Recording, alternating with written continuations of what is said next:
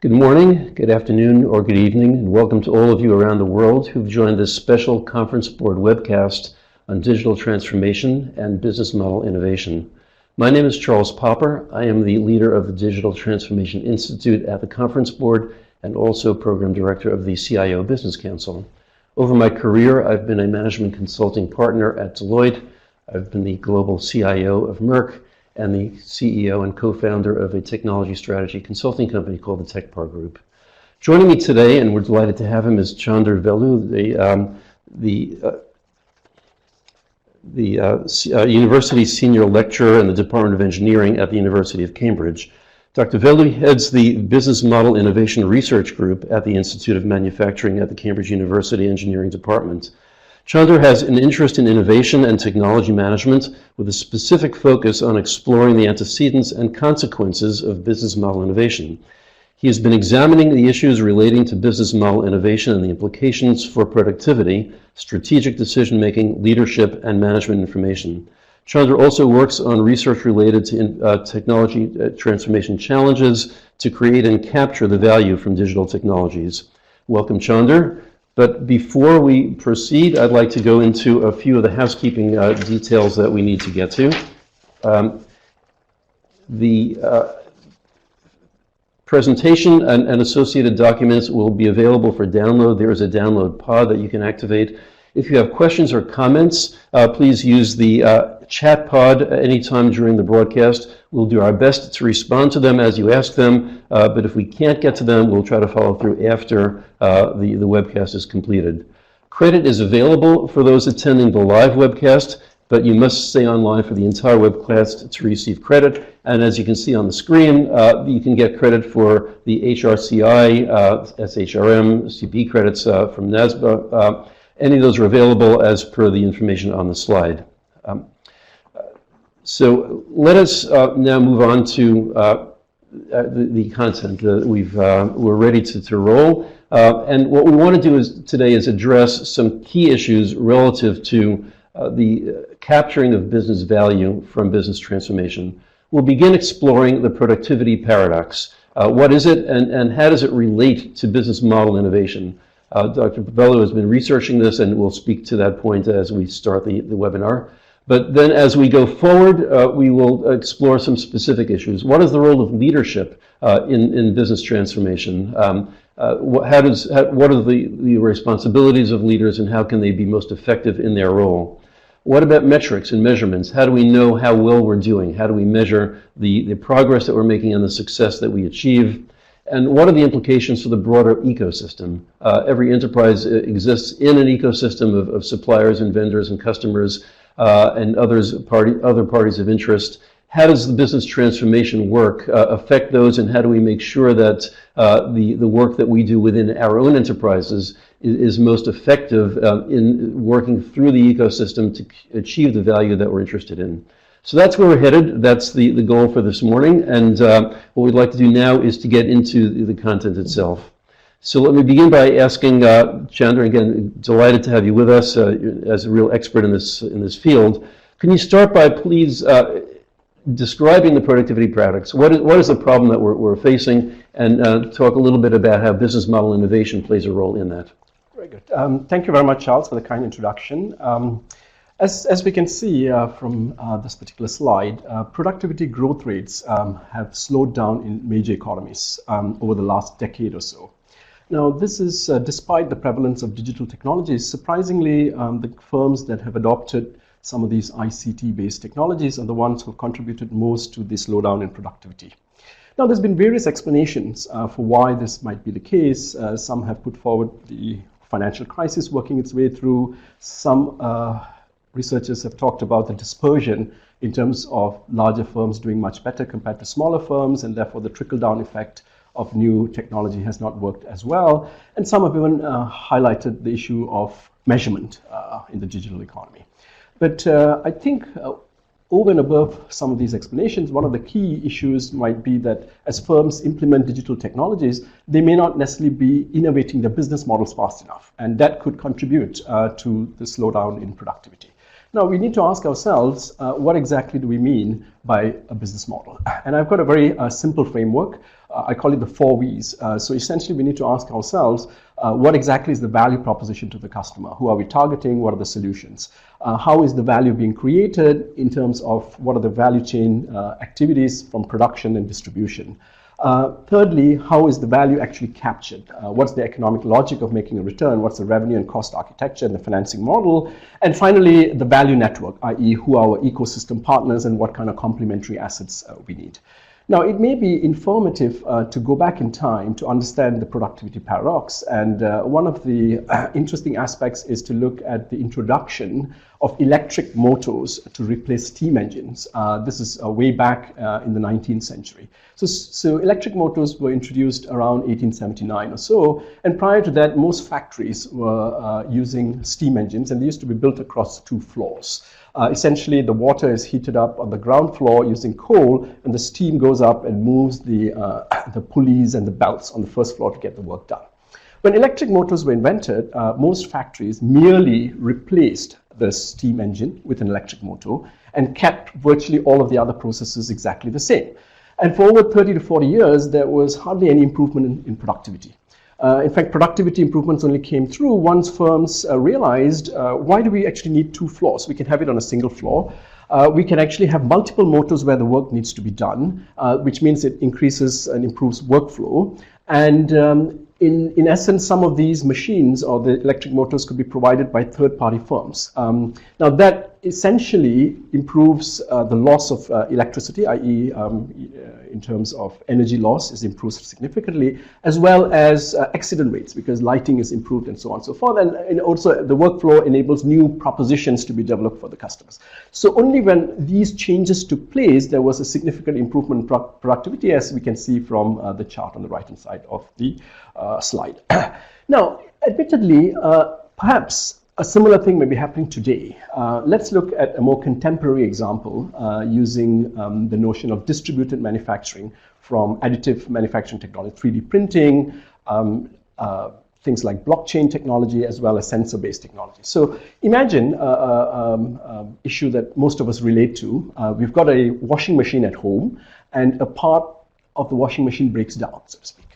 Today, it may take anything between 2 days to 6 weeks to get a part replaced because the part may be held by the original equipment manufacturer. Let's say it's a Bosch or a Whirlpool.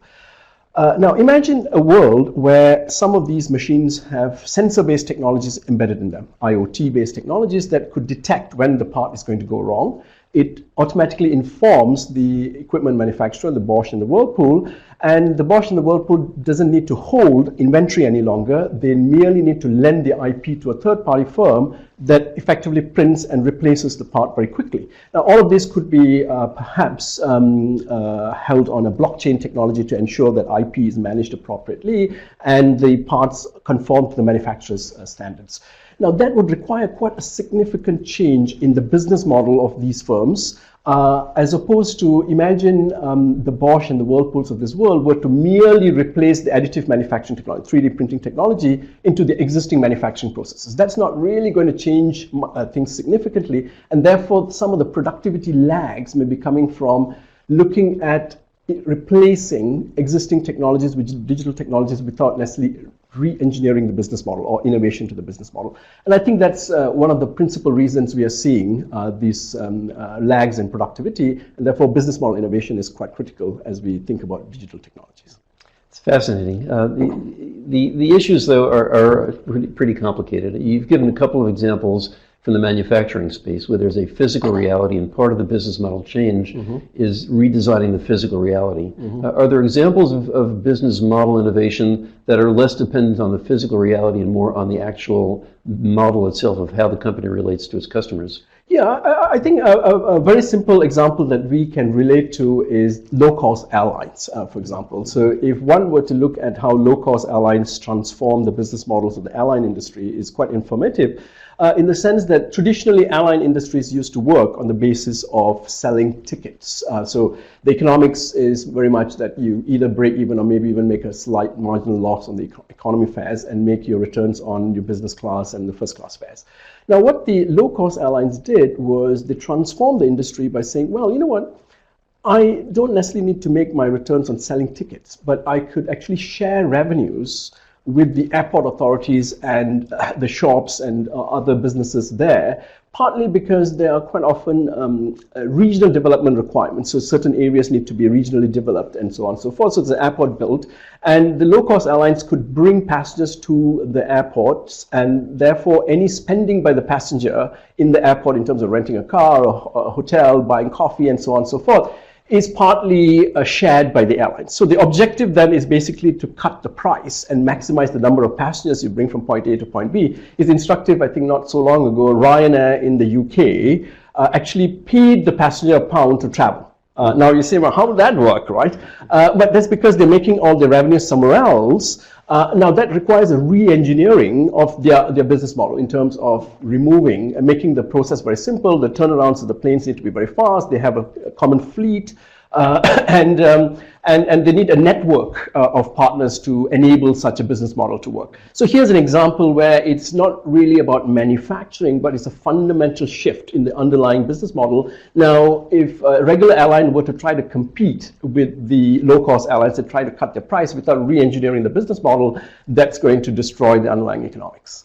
And what's interesting is that even though you've described it purely in terms of the business model, the digital transformation is important, because in order to get the new model to work, you need pretty intense data about your customers. So the data analytics comes in as a very important element of how you can make that model succeed. Yes, absolutely. In fact, quite a number of these business model transformation I'm talking about requires some new technology or so. Now, having said that, technology is not necessarily a pre-requirement for business model innovation, but what we see, especially with some of these digital technologies, is it is an enabler for some of these new business models to emerge, and therefore data becomes quite critical, because it's all about understanding both the front end, i.e. looking at what the customer requirements are, as well as the supply chain, and making sure that that has got a critical match, and digital technologies are quite important in doing that, so to speak. Great.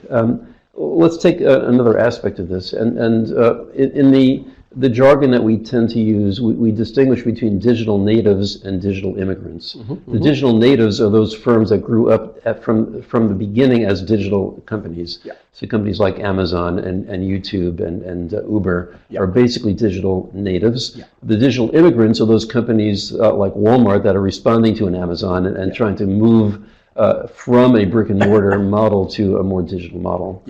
So as you look at some of these platform companies, how do you see the business model issues playing out for them and for their more traditional competitors? I think effectively there are, from a lot of my research and observations, I think there are two aspects that firms need to consider. The first is what I call the cognitive framing, i.e. what exactly is the mental model you have about your business or your business model, and what's the process by which you're going to go about changing that. And the second aspect is implementing, i.e. how are you going to go about implementing the change that is required. And these are both very challenging. In fact, more often than not, the incumbent firms would have formed a business model that has been successful over a number of years, and therefore they tend to frame anything that is going to happen based on the mental model that has made them successful. And we've seen this going back to the past. If you look at Xerox, the Xerox success was based on being able to lease photocopiers, so to speak. Now, when they invented a lot of these wonderful inventions that came out of Xerox PARC, all of the computer equipment that we use today, from the mouse to the word processing software and so on and so forth, it did not fit the photocopying business model, and therefore they rejected it. Now, I think that is a principal risk that a lot of organizations, incumbent firms face, because as digital technologies come in, new business models emerge, and if one were to keep framing the business model that is required based on the success of the past, then that's a major issue. The second issue is, even if one were to be able to identify the change that is required for business model transformation, most organizations struggle in terms of executing the change. I think partly that is driven by the fact that lots of organizations are siloed, i.e. they are trying to optimize the existing business model functionally, and therefore nobody really owns the overall business model. Therefore, executing a change is very, very difficult because in some sense, a business model is a complex system that requires all parts of the function to work together in order to move forward. And how do you get ownership towards that kind of business model change is one of the big elements. So I think these are the two big issues for incumbent firms to think about transforming the business model. Interesting. That actually leads to two of the topics we'd like to get to. One is the role of leadership, because obviously, as you said, the mental models that the companies have need to shift, and that really is the task of leadership. So can you talk a little bit about how that works and what you've seen in terms of the best practices of really good leaders and the practices that need to be improved? Yeah, I think that there are two aspects to this. One is a question of ownership, i.e. has the senior management embedded the notion of everyone owns the business model?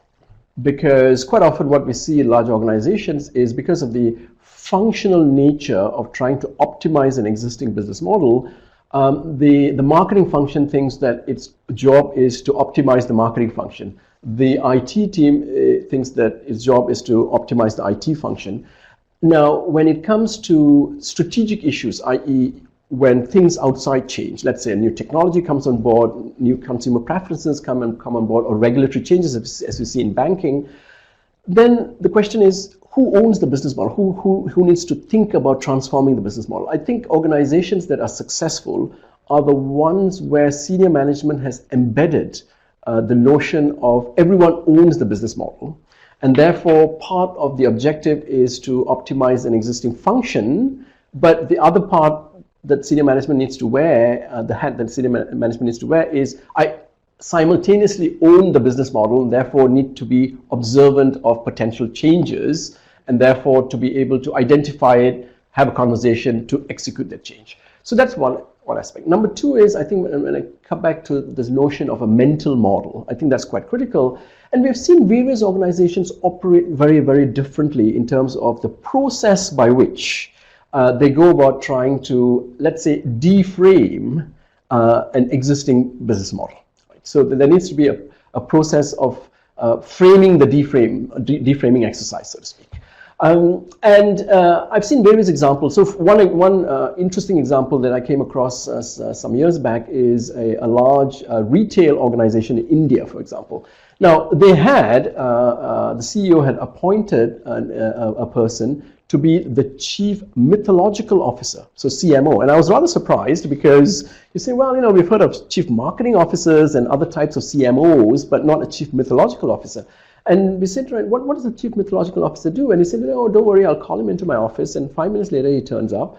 And we asked him, we said, what's your role here? And his role is effectively to come up with mythology, i.e. from Greek or Indian or Italian and so on and so forth, during a strategy away day, so that the senior management during the first day of their, let's say, 2-day strategy away day, do not talk about the specifics of the strategy of the firm and its business model, but frame it around some mythology, because that helps deframe the process, because otherwise you're going to get into this discussion and say, that's not going to work, our business model is X, and so on and so forth. So this is an example. Different organizations have different ways in which the senior management team gets away from running its existing businesses and tries to deframe or think about new mental models for its businesses, so to speak.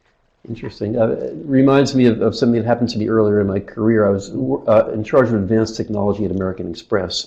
And at the time, American Express used what was called country club billing. The idea was that as you signed a charge record, in the old days you actually physically signed a charge slip, your billing envelope came with carbon copies of everything you signed. You actually had a physical copy of a piece of paper, which meant that American Express had to process millions of pieces of paper every day, sort them to get them into the right envelope. Right. And it was a production issue that was not sustainable. Yes. So we in IT came up with an alternative, which was an electronic version of that, where you could image lift, play with the images, print them on laser printers, and send them to the card member. Yes. So that was a great innovation for production, which thought it would be real optimization. We've saved millions of dollars. But marketing said, no, our business model is based on country club billing. That's how we are different from Visa and MasterCard. Yes. So we struggled for a while. I finally came up with the idea that we had to reframe it. And we ended up calling the electronic version enhanced country club billing. Right. And the idea was that, in fact, it was at least as good because you saw an image of everything you would sign, but we can manipulate it. And to sell it to marketing, we explained that you could actually now start resorting the content, and you could give card members different views of their statements based on either the chronology or the industries or what categories their charges were from. Yes. And at that point, marketing realized they had a new tool. Yes. And that changed their business model. Yes. So it was an elaborate exercise. It took us some months to kind of get through. Yes. But once we achieved that, the progress went very quickly. And I think that's a very, very interesting example because from a lot of the work that I've done, I think organizations naturally face this tension between what I call rationality and politics in any organization. So sometimes what is important, let's say from an economic rationale for the firm, may not necessarily be in line with the political reality of the self-interest of various leaders within the organization. So how do you get this alignment is actually a big challenge. And quite often it's a question of reframing things or even getting buy-in, i.e. the senior management team need to act as a unit, i.e. it needs to operate in a way that they are comfortable in being able to critique each other and looking at each other's points of view. And that is effectively a cultural artifact that needs to be built in the organization over a period of time. And as organizations do that, then any type of change, be it digital or not, the organization is more ready to think about its business model and change. And in particular with the digital transformation, that kind of business model transformation it seems to be happening much faster and quicker. And therefore, I think the cultural artifact, or how do you actually manage this process within the firm, is very critical in being able to reallocate resources appropriately. Interesting. And that will slide us into the topic of metrics. But as a transition, let me quote another example. Back in my days at Merck, we had the issue of optimizing inventory versus optimizing the availability of products on the shelf. And in the pharmaceutical industry, that's a particularly important issue because if a drug is not available, there are substitutes. And once a patient has been substituted to a different drug, it's hard to recover him. So the idea was that from a marketing point of view, you always wanted the product on the shelves, but that created huge needs for inventory. And the way the metric system worked was manufacturing was charged with the cost of inventory, but marketing got credit for the sales. So you had a conflict. Now, in theory, the executives talked to each other, but in fact, they're each measured on something different, and the measurements drove behavior. And it wasn't until we found a way of aligning the metrics and getting real cooperation that we broke through that. So talk a little bit about the broader topic of how do we measure our progress in digital transformation and the business value, and how do we understand when we've succeeded? Yeah, I think this is one of the big issues because as we talk to a lot of organizations, it appears to us that they emphasize or they are aware that business model transformation is very, very critical.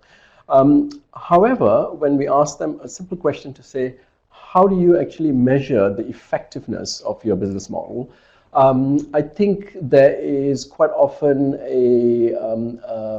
an awareness that they need to do it better, but there isn't a particular way of doing so. Now, I've done some research on this area, and I think one of the hypothesis I have is the following. Most organizations are managed using profit as the key metric. Now, profit could be calculated at various levels, either at a product level, it could be at a geographic level, at a business level, business unit level, and so on and so forth. But the fundamental principle of measuring profits is one needs to match the revenues that are being generated against the cost of generating that revenue. And the cost could arise in various parts of the organization, but the fundamental principle is still revenues matched with costs. Now, that is actually a very, very good measure to ask the question about the financial and economic viability of a business. So therefore, if we are not making sufficient returns on our capital, then perhaps that's a business we shouldn't be in. Now, on the one hand, it's good. On the other hand, there are drawbacks, and I think there needs to be some complementary measures. Profitability per se is not necessarily the best measure to think about innovating the business model, because a business model is a complex system, and a complex system consists of many activities that are interacting with each other. So if we go back to the conversation we had earlier around the 4 V's, what exactly is the value proposition to the customer? How is that value being created? What is the means of capturing value? What is the network of partners that we need? All of this requires different activities that are interacting with each other. Now, when we think about profits, what it does, it suppresses that activity system and looks at where the costs are incurred and matches it against the revenues.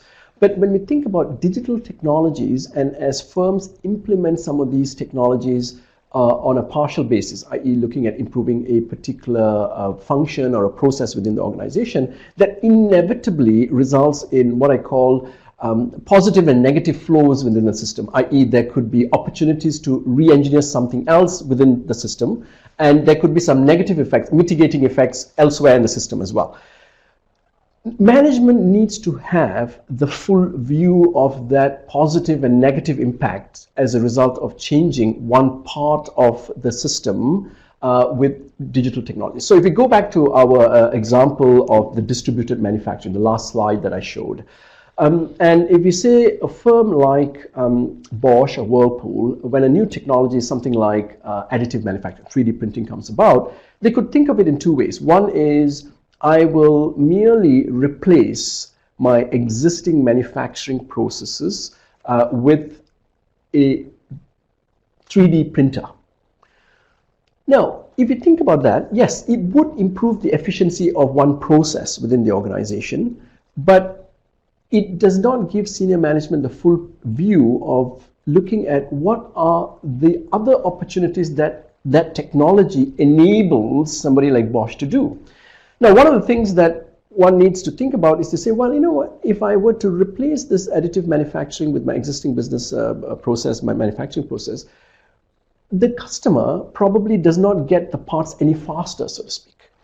Because it still needs to be manufactured at the site and shipped across to the customer, and the customer still needs to wait for it. What about opportunities to move the manufacturing closer to where the customer is, which this new digital technology enables? So now if senior management had let's say a business model scorecard that looks at the coherence of the system, i.e. how they're interacting within the firm as well as within external partners, then the organization will start having a conversation to say, well, this technology enables to address a particular problem that the customer faces, which is not getting the parts fast enough. Why don't we think about using the technology to move the manufacturing closer to where the customer is? And in the case of Bosch, it may not be optimal for it to have its own manufacturing plants, let's say, closer to where the customer is, and therefore a third-party firm could print on behalf of Bosch, as long as Bosch gets paid for the IP that is lending, so to speak, which requires, let's say, distributed ledger technologies and so on and so forth. So I think, going back to the question of measurement, what is required is a complementary measurement system. One is profits, but another set of measures which I call the business model coherence scorecard, that provides senior management the view of how coherent their systems are and how that changes as new technologies get implemented, and therefore what are the types of conversation they need to have to change the business model and transform it as they go along. So as companies think that through, there are different categories you can think of. At a manufacturing company, whether it's a washing machine or products like that, which have a pretty long life cycle in the home, you have certain objectives relative to your engagement with the customer. In an automobile industry or others where the goal is to sell a car every 3 years to a consumer, you have a different driver, no pun intended, in terms of what customer engagement means. Yes. So that what we've seen in some of our research is that companies that are trying to effect digital transformation are looking at customer engagement as a metric. So that even though that's not dollars and cents today, it in fact gets to the issue of customer loyalty and the ability to sell more product to the customers. Yes. No, I think that is absolutely important because, going back to the automobile industry, which is a very, very interesting example, the automobile industry used to work on the basis of what they call build to stock, basically. So most automobile companies used to build the cars and then send it off to the dealership. And what happens is on a monthly or a quarterly basis, the dealership is evaluated the number of cars they sell. And let us say a customer walks in wanting a blue Volkswagen, but the dealer happens to have a pink Volkswagen, and the dealer says, well, you know what, I'll give you a $2,000 discount and you take this pink Volkswagen. And the customer says, that sounds like a good deal, I'll buy the pink Volkswagen. And therefore the information that goes back to the manufacturer is customers want pink Volkswagen, therefore produce even more pink Volkswagens the next period, so to speak. Now, I think firms have moved away from that building to stock to building to order, partly because of some of these digital technologies where you can integrate better the customer's demand in terms of products and their particular requirements to the process of manufacturing and also the supply chain and so on and so forth. And that is quite critical, and that's where I think some of these digital technologies are transforming the business models, because you get much closer interaction with the customer, and therefore the changes that are required in terms of product specifications and new products and services would be quite critical in ensuring that we truly understand that customer engagement perspective, so to speak. Yeah, it's an area that still requires a lot of thought. The world today has changed dramatically, as we all know, and we can talk about integrating supply chains, which is actually the easy part of getting product moving through from suppliers to manufacturers and onto the marketplace. But that's the supply chain itself typically gets in the way of customer information flowing back to the manufacturer. As you said, the Volkswagen is misled by some of the sales data without really a closer contact with the customer. But the business model implications can go beyond that, because now you can actually think about monetizing the value of that customer information. We get into a lot of issues around privacy, obviously, and who owns the data, but the reality is there's a wealth of information about consumers, whether it's at a demographic level or even down to an individual level, that companies would like to monetize. And that can, in some cases, be even more valuable to them in terms of dollars and cents ultimately than the product sales itself. Yes. No, I think that's absolutely right. And one of the fundamental changes in the economics of the industry as we move to digital infrastructure is, I think historically, if we look at the notion of scale economics came from the fact that we can centralize, let's say, some manufacturing process or so, and build volume on the back of that. But I think today, scale economics comes from data, i.e. the more data that you hold about the activities of the customer as well as the supply chain and so on and so forth, that's where the scale benefit is coming from, and commensurately some of the scope economics kicks in. So I very recently I heard a presentation in China where there are firms, the logistics firms, that are actually going in and managing the entire infrastructure for the so-called digital platform companies, so the Amazons and the eBays of this world, whereby they're saying, well, you know what, your competency, Amazon, is not actually managing the logistics. Let us manage the logistics for us. You focus on the customer interface and the branding and so on and so forth, and we will manage the logistics for you, getting the parts in from the part that is ordered from the manufacturer and so on and so forth. Now, one interesting aspect of that kind of change is who then owns the data, because the data is critical in terms of what customers are ordering. Now, imagine if a third-party logistic firm is managing the entire infrastructure for many of these platform companies, the eBays, the Amazons, and so on and so forth. They could have a better picture than any one of them, any one of the Amazons, the eBay, in terms of what customers are buying, when are they buying it, what type of products are they buying, what are they returning, and so on and so forth, which enables them to extract much more value perhaps over time. And going back to the point about these new business models are probably data driven, and I think thinking through, especially with these new digital technologies, where exactly the competitive advantage will come from, and quite often it's coming from the data infrastructure, and how do we ensure that we have access to those critical data as we think about redesigning or innovating our business model is very, very important.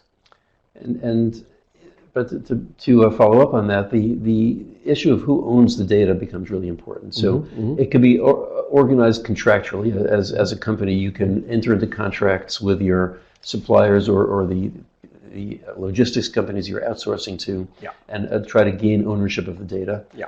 But there's a big consumer play out there where consumer groups are now advocating that their data really belongs to the consumer. And that, I think, will be an interesting shift in the future that we need to pay attention to. And I think that's already happening. So, for example, there is a move across the European Union, which the UK has now adopted, called open banking. So, if you look at the banking industry, historically, the banks, the clearing banks, used to have a monopoly of the consumers, so to speak. Right? So, you almost need to have the clearing facilities to be able to provide some of the checking accounts and so on and so forth, or current accounts. Now, admittedly, what used to happen is, because of this monopoly, the customers were treated very badly because customers never really switched banks. The loyalty was so ingrained, let's say. There is a move in the EU, and the UK is quite advanced in this area, called open banking, which means that they have effectively, let us say, put a legislation in whereby the customer could give permission to its bank to release the data about their own transaction to a third party. So effectively, if you're banking, let's say with Barclays in the UK, you could actually give permission to, I don't know, let us say Apple, who wants to go into financial services, you could give Apple the data that you have been transacting with Barclays over 15, 20, 30 years to Apple, and Apple could now use that data together with all the other data that it has to advise the customer on what exactly would be the best proposition, as opposed to the monopoly, let's say, that Barclays had on its customer in the past, so to speak. And I think that shift maybe is likely to happen in quite a lot of other industries as well, because technically it's seen as the customer owning the data, regardless of the fact that the institution or the firm that it's interacting with is holding it in their databases, but the customer technically owns the underlying data and therefore could give permission for that to be transferred across to another party, another third-party firm, which could result in all kinds of new business models emerging, I think. I think that's an interesting challenge. Yeah, and that in turn challenges the companies to find other elements of their value proposition that they will compete on. Indeed, absolutely. And it's very interesting. I mean, Barclays in the UK are beginning to explore this in the sense that they're thinking of saying, well, you know what? The days when I used to just sell my own products is gone. So now I need to move very much to a platform model where my product is one of many, but I will enable the customer to choose the best, but I need to be even more competitive now in making sure that my products, relative to all of these other ones that are available, are the ones that the customers are likely to choose, so to speak. And hence the business model changes quite dramatically in terms of that kind of platform-based thinking of how to enable business model transformation, as opposed to, this is my product, you come to me, I'll sell you, you're already my customer, so therefore I may not necessarily need to give you the best advice because you're locked into my proposition anyway, so to speak. And I think that model is changing quite dramatically, and that's where we can probably see some very, very interesting new business models emerging across quite a number of industries, I think. Right. As we think of some of the other industries that can be affected, we were chatting earlier about education and the application of digital technologies as universities and schools experiment with distance learning and the ability to bring in high-quality lecturers, professors from other institutions to teach courses. how do you see that playing out in the education industry? No, I think this is a very, very new development for most major universities, because major research universities anyway have always thought about education as something that needs to be delivered face to face, partly driven by the fact that the interaction with the professor is important, because that's where some of the research gets disseminated in a classroom environment. I think largely that's still true, but there is a new market that is emerging, whereby, let us say, some of the people in less developed countries may not necessarily be able to afford physically turning up to a major US school, let's say, to get a degree course, or to take a degree course. Now, some of these digital technologies enables the dissemination of material very, very efficiently to a larger pool of individuals, and therefore the business model that needs to be engineered on the back of that is very, very different, so to speak. The other area I think we see quite a lot of these changes happening is executive education. Again, it's an area where it's probably, it's quite often managers are time poor. They don't have the time to turn up to a physical place for 2 weeks or 3 weeks at a time. Therefore, a distributed architecture where conversation still can take place, i.e. among course-mates as well as with the professor, let's say, where a digital architecture enables that, is, I think, types of models that we are seeing emerging. But admittedly, I think it's still relatively new. There's lots of universities going back to this notion that we talked about earlier. The mental model needs to change, the framing needs to change, and that's taking some time for it to work its way through, so to speak. Yeah, you can see a couple of different models developing. I mean, the major universities have basically felt that their value depended on the assets, namely the professors, the staff, the physical institution, as it were. But to some extent, the real value is less that than the proximity of students, the ability of students to interact, and the community that develops. Yes. So one could envision a hybrid model in which you couple that sort of physical proximity for the students with distance learning of the best of breed, as it were, of courses that can be imported from other universities. Yes, yes. And it might not take as much capital investment to create such a boutique school. Yes, and I think that's a very interesting concept, because that's what I think I would call co-opetition.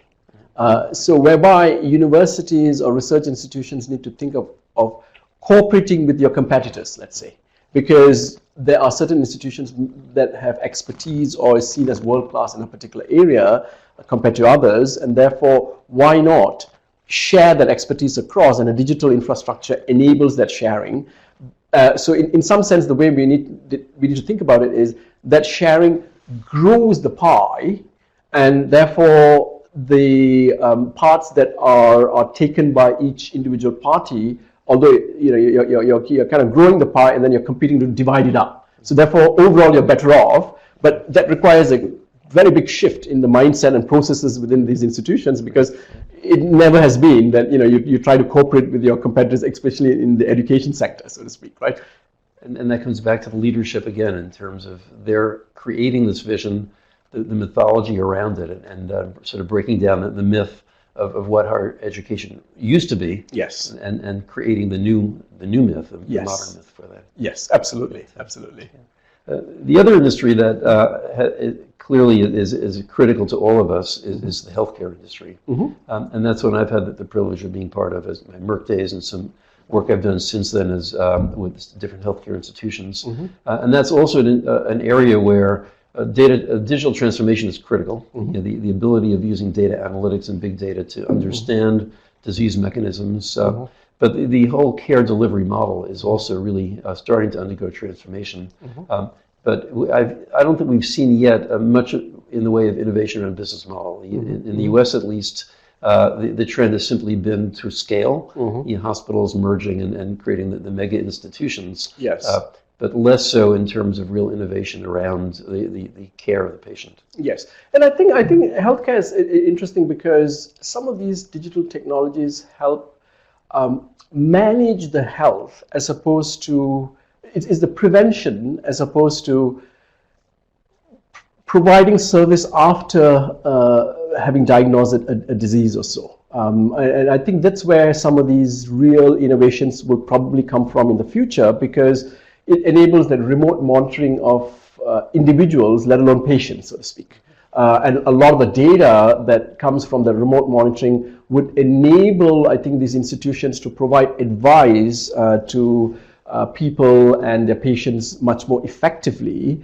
And therefore, it becomes much more of a distributed system of managing healthcare, as opposed to the traditional model is you wait till the individual, in some sense, gets a particular disease or so, and then you're managing their health after that, so to speak. I think that's where the big transformation will happen in healthcare, because some of these digital technologies enable so much data in terms of the let's say the healthiness of an individual to be monitored, and therefore, what are the diets and what are they doing, how can they improve it, is where we will see, I think, a big transformation. And I think if you take that logic forward, then the entire insurance industry, let's say the health insurance industry, will have to be plugged into this process as well, so to speak, right? So how do you charge for health insurance could vary a lot. We've kind of seen it in the insurance and the car driving industry, whereby previously you used to be just charged on the basis of your characteristics, let's say, where you lived and your age and so on and so forth. But these days we've got technology in place where, depending on your driving habits and where you drive and what time you drive and so on and so forth, could determine your premiums. And your quality. I mean, it can actually measure how well you were driving. How well you're driving, and probably even advise you to improve it, so to speak, right? Exactly. I think we'll probably see some of that coming through in the healthcare industry as well, in terms of business model transformation as a result of digital technologies. We've actually seen in my consulting practice at least one example of a company trying to innovate in that mode in terms of the payer part of the equation, and trying to disintermediate the insurance companies. When you think about it, the insurance companies both are the payers, but they're also the administrators. But in many cases, employers are actually self-insuring, but they're still using the big insurance companies to administer the plans. And the ability to take the administrative task and break it down, make it more personalized, apply technology such as blockchain to get there, is another whole avenue that some companies are pursuing that could affect some really dramatic changes in the business model. Yeah, and I think to that, there's another area I think where healthcare will probably see quite a lot of changes, which is a solution or outcome-based approach, so to speak, particularly on drug delivery and so on and so forth, where if you see some of the pharmaceutical companies, their historical business model used to be, I've got sales staff, they need to be sent to the hospitals to sell as many of drug X, so to speak. But as we see some of these digital technologies being embedded into the processes, we can probably measure the outcomes of those drugs more clearly, let's say. And therefore, there will be a tendency for the pharmaceutical companies to be more aligned to getting paid on the basis of solutions and outcomes of patients, as opposed to a product thinking, i.e., you sell the volume of products and not really be as concerned about the implications of the outcome of those drugs, basically. And I think that, again, will be another big change that we will see. And it's already happening. I think a lot of the pharmaceutical companies are trying to shift their business model away from products to a service model or outcome-based model. And I think digital technologies enable that as well. Yeah, that is true, and it goes further than that, I believe, because as the companies engage in some of the genomic research and try to understand more precisely how drugs affect individuals, that change flows all the way from the research side, from basic research and clinical research, into delivery, and it's pushing the pharmaceutical companies further into the delivery side of healthcare. And they need to adjust the business model. So, as you say, they're not only charging for the product, but for the healing and for the outcomes. And that becomes a struggle, because it is the same tablet that you take. And one could argue that the tablet only cost $1 to produce. But it's now cured a disease, and is it really worth $20,000 to make up the number? But from the value perspective, in fact, you've created that much value.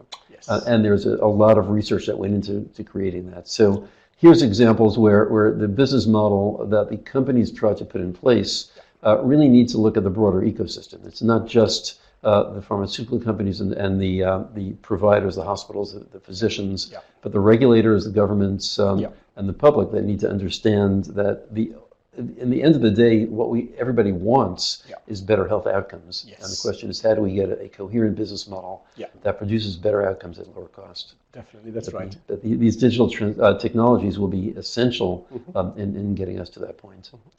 So it's been a great conversation. Any closing thoughts? Any things that you'd like to emphasize as we close out? I think one area that is also worth emphasizing is the notion of platforms. I think we touched upon that, and so I think we see that digital technologies enable the closer integration, let's say, of supply chains in traditional industries.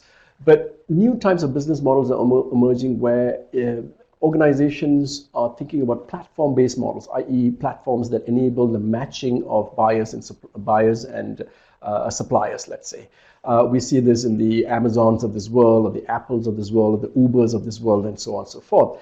And I think one big challenge, and this is a big challenge for a lot of organizations, is how do you think about these kinds of platform-based models, where the traditional way of thinking about the firm as a supply process where materials are going through a linear supply model has changed, because these platforms are effectively a layered modular architecture, i.e. you've got layers in the architecture in terms of the physical architecture, the network, the content, and the service.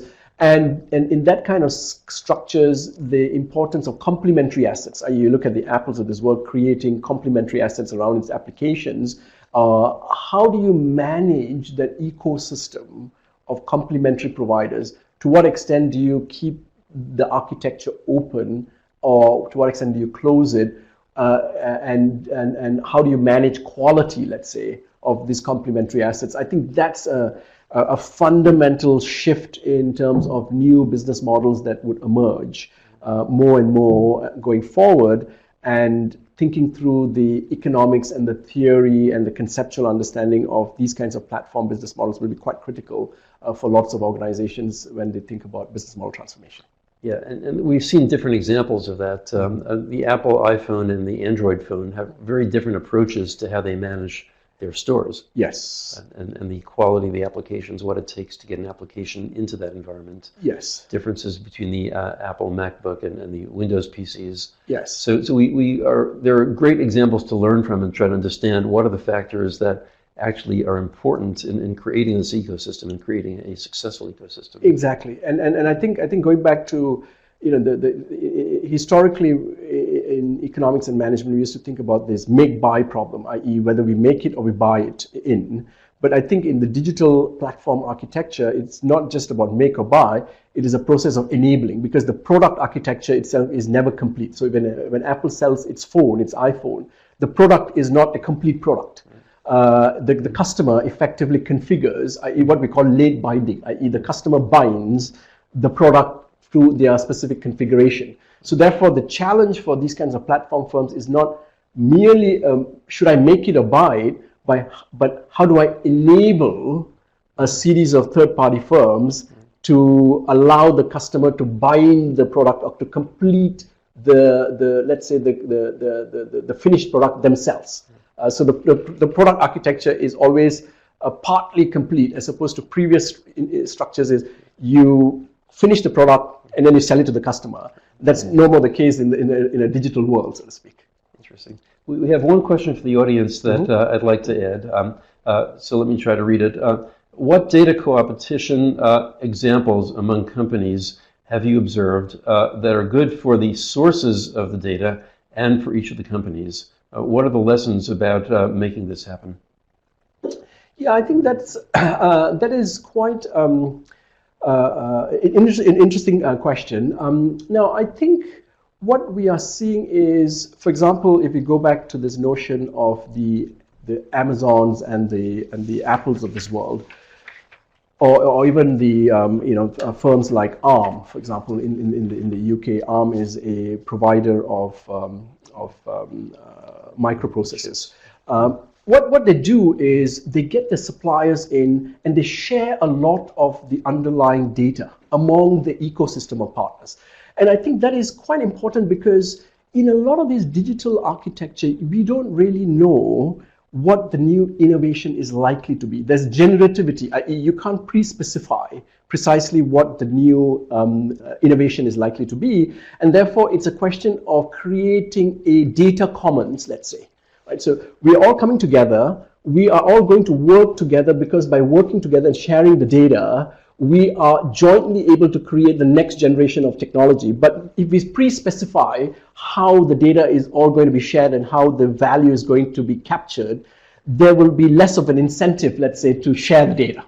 Right? So there's this very interesting tension between creating a infrastructure which enables trust among parties to come together to share the data and being able to work together in terms of how the value from the data sharing in terms of new innovation is going to be split among the partners is a new type of competency we see, and we see it across a lot of these more, let's say, born digital type of firms that are able to bring the ecosystem together and enable the sharing of the data, and that's where I think some of this best practice are coming from. And it's a challenge for the more traditional firms to work that way because data was always their own. Why should I share it with somebody else, so to speak?